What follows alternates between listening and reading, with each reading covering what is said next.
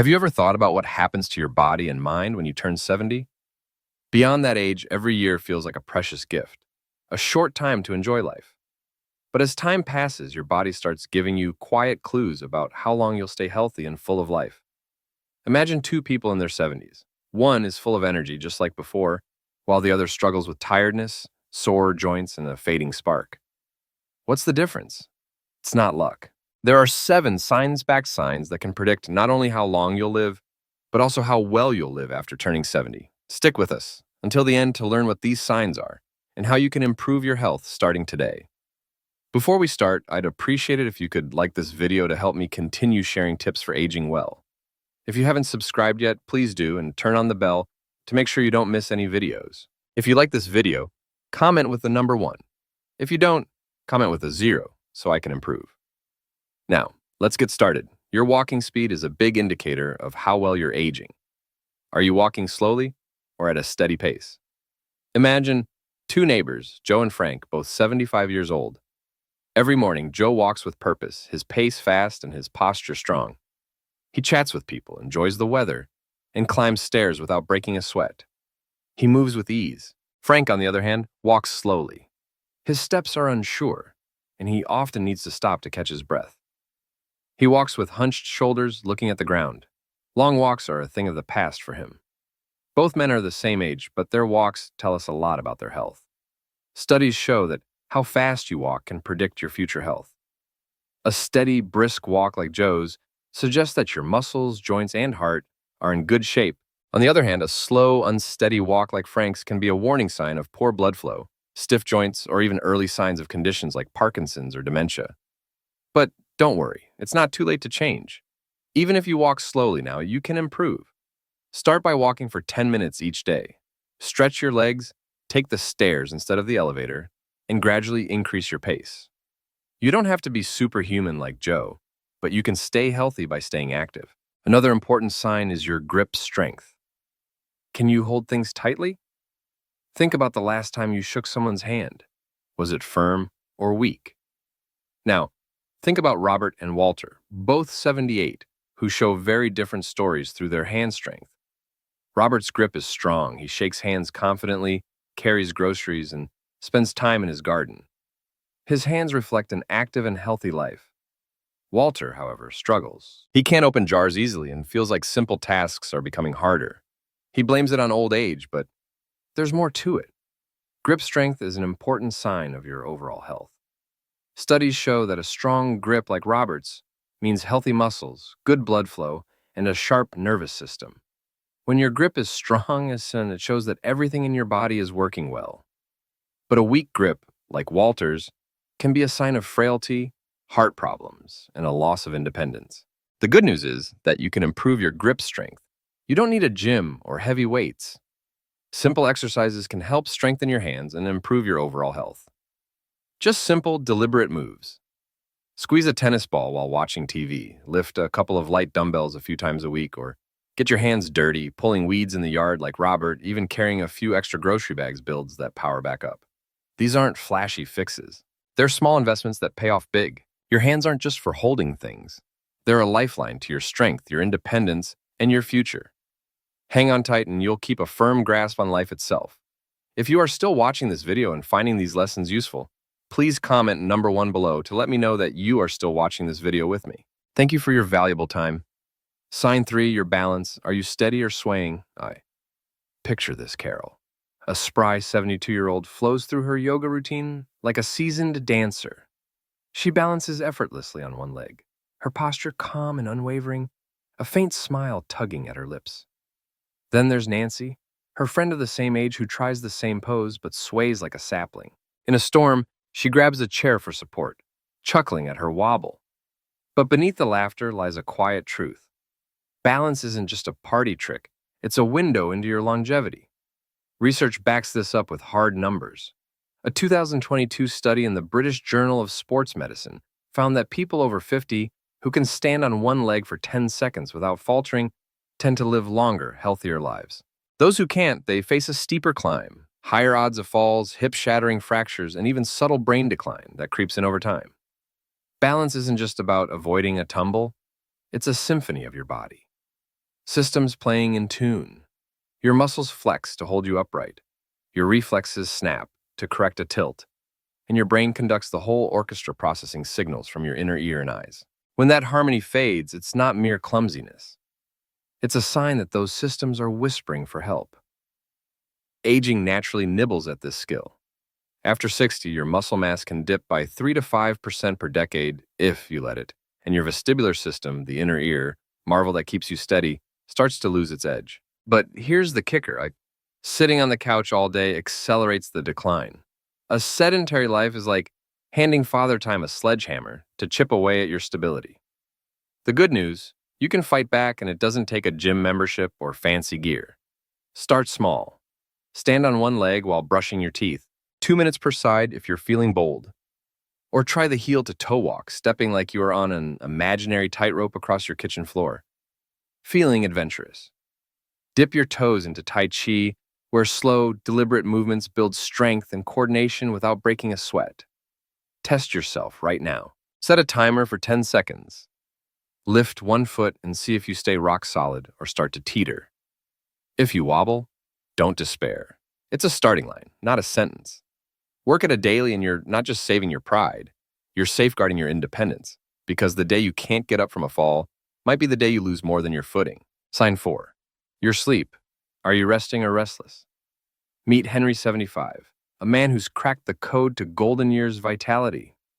Every night, like clockwork, he sinks into 7 hours of deep, unbroken sleep, emerging each morning with the energy of someone a decade younger. Then there's Bill, his restless counterpart, who battles the sheets for 5 fractured hours. He wakes bleary-eyed, groping for coffee to shake off the fog, but it's never quite enough. Sleep isn't just a luxury or a way to kill time. It's your body's overnight mechanic tirelessly repairing what the day broke down. Science paints a vivid picture. Consistent high-quality sleep after 70 is a powerhouse. It turbocharges your immune system, sharpens your memory, and according to a 2021 study in Nature, aging can extra years onto your life? Skimp on it, and you're handing over the keys to a thief. Poor sleep saps your energy, jacks up your risk of heart disease, and dulls your mind until even simple joys feel out of reach. Why does sleep matter so much? While you're dreaming, your brain flushes out toxins like beta amyloid, a sticky protein linked to Alzheimer's, keeping your thinking crisp. Your heart gets a break, blood pressure dips, and your cells patch up, wear and tear. But if you're tossing and turning, that repair shop stays shuttered. Maybe it's the glow of a phone screen tricking your brain into staying awake, or that late afternoon espresso still buzzing in your veins. Or perhaps it's stress, that uninvited guest that turns your pillow into a battleground. Whatever the culprit, don't just shrug and call it old age. You've got tools to fight back. Start with the basics. Ban screens an hour before bed. Those blue lights are sleep kryptonite. Swap that second coffee for herbal tea. And dim the lights as evening falls to cue your body that it's time to wind down. If your mind races, try a 5-minute ritual. Jot down tomorrow's deduce, or breathe deeply in for 4, out for 6. Small tweaks, big payoffs. Sleep isn't just a reward for a long day. It's your secret weapon for racking up more of them. Master it, and you'll wake not just rested, but ready to squeeze every drop out of life. If you are still watching this video and finding these lessons useful, please comment number 2 below to let me know that you are still watching this video with me. Thank you for your valuable time. Sign 5, your appetite. Are you feasting or fading? Margaret, 74, approaches her meals with the reverence of an artist at her easel. Her kitchen table becomes a gallery. Each day, a plate brimming with steamed broccoli and kale. They're green, so vivid they seem plucked from a forest floor alongside a tender piece of grilled salmon glistening with a drizzle of olive oil. There's a scoop of quinoa speckled with herbs and a wedge of roasted sweet potato, its caramelized edges hinting at natural sweetness. She sits down fork in hand and eats slowly, each bite a quiet celebration of flavor and nourishment. The result, her energy flows like a steady river. Through her days, she gardens without wheezing, climbs the stairs with a spring in her step, and wears a glow that belies her decades. Her muscles still firm, and her immune system, a vigilant guardian, thank her silently. Now picture Susan, 62. On the other end of the spectrum, her mornings blur past in a rush. No time for breakfast. Just a hurried gulp of lukewarm coffee that leaves her stomach grumbling by 10 o'clock a.m. Lunch is a haphazard affair. A fistful of saltine crackers from a desk drawer or a granola bar, half eaten and forgotten. Dinner might be a microwaved burrito consumed distractedly in front of the TV. She wonders why her body feels like it's running on fumes, why her head fogs up mid-afternoon, why her patience frays, why a simple walk leaves her winded appetite isn't a trivial detail. It's a mirror reflecting your inner workings. Margaret's hearty hunger tells a tale of vitality while Susan's fading. One whispers of neglect, a body quietly crying for more. A robust appetite is a superpower in disguise. It's the engine driving muscle maintenance. Crucial as we age when sarcopenia looms, threatening to erode strength and turn everyday tasks into Herculean-fez nutritionists. Point to protein's role here.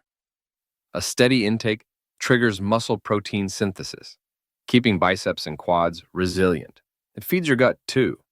That bustling metropolis of bacteria linked to everything from sharper cognition to fewer colds. A rainbow of nutrients, vitamins from veggies, healthy fats from nuts, or fish complex carbs from grains. Keeps your metabolism humming, your hormones balanced, and your energy steady. But when the appetite wanes, the story shifts. It might be a sluggish thyroid slowing your metabolic fire, or a digestive snag, maybe acid reflux or a microbiome out of whack. Malabsorbing what little you eat.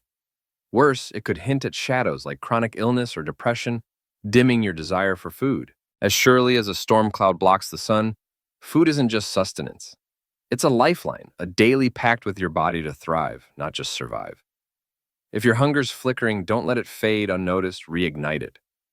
Gather a friend or two and cook together. Perhaps a vibrant vegetable stir-fry with ginger and soy, or a hearty lentil soup. Simmering with garlic and thyme. Experiment with new flavors. Sprinkle smoked paprika on roasted chickpeas or zest a lemon over your greens. Presentation matters too. Arrange your plate like a still life, a feast for the eyes that beckon the stomach. Sip water throughout the day. Dehydration often sneaks in dulling appetite under the guise of indifference. Start small if you must. A handful of almonds, a ripe peach, but build from there.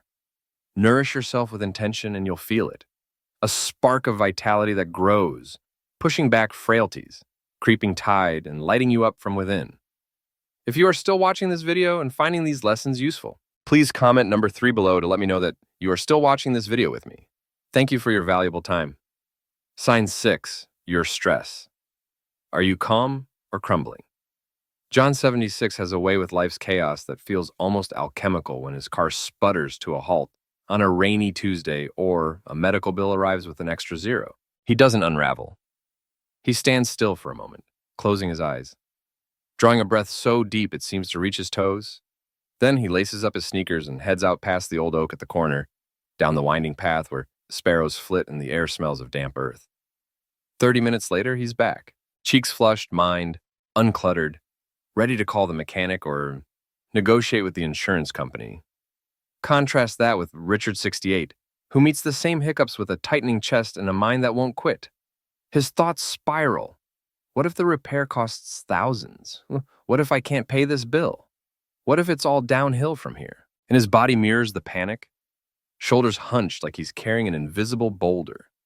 Jaw-locked attention, headache pulsing by lunchtime. Sleep eludes him, replaced by restless hours staring at the ceiling. Stress isn't just a fleeting visitor, it's a sculptor, chiseling its mark into your years. Chronic stress is a thief with a long reach. It floods your bloodstream with cortisol, that fight or flight hormone meant for short bursts, but toxic.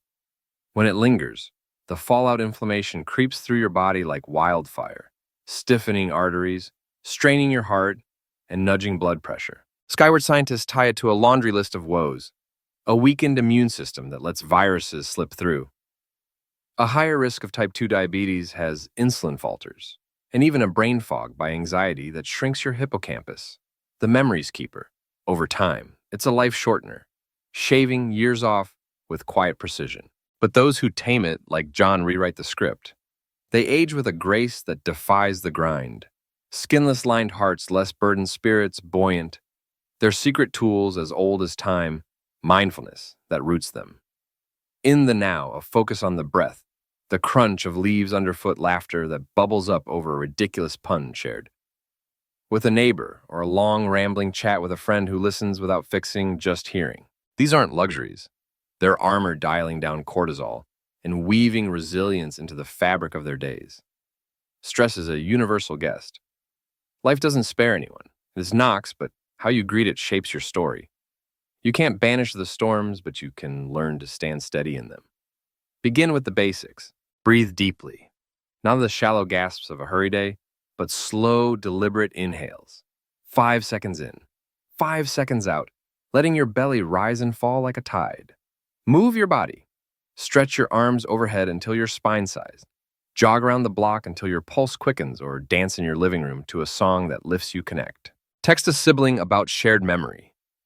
Call a friend to recount the day's absurdities, or sit with a pet whose quiet presence soothes without words. Add layers as you go. Jot down 3 things you're grateful for. A warm cup of tea, a kind stranger smile, the sun breaking through clouds, or try a minute of meditation. Eyes closed, world hushed. These aren't cures, but stepping stones, softening today's sharp edges and fortifying you for tomorrow. How you wield them doesn't just ease the moment. It builds a strength that endures, a scaffold to carry you through the decades with your head high and heart intact. Sign 7. Your social ties. Are you connected or alone? Eleanor, a sprightly 78-year-old, is a living testament to the power of connection. Her days are filled with the lively chatter of her book club, where she debates plot twists over cups of tea.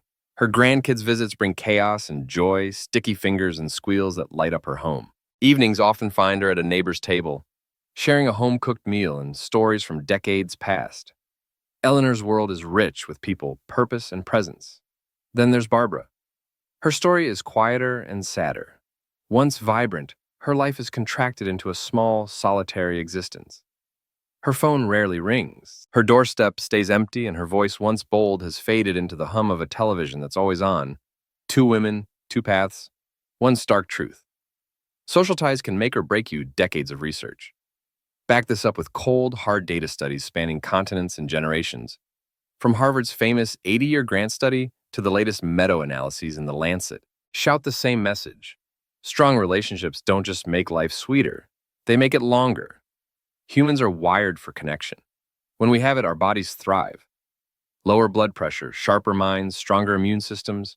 When we don't, the damage creeps in like a silent thief.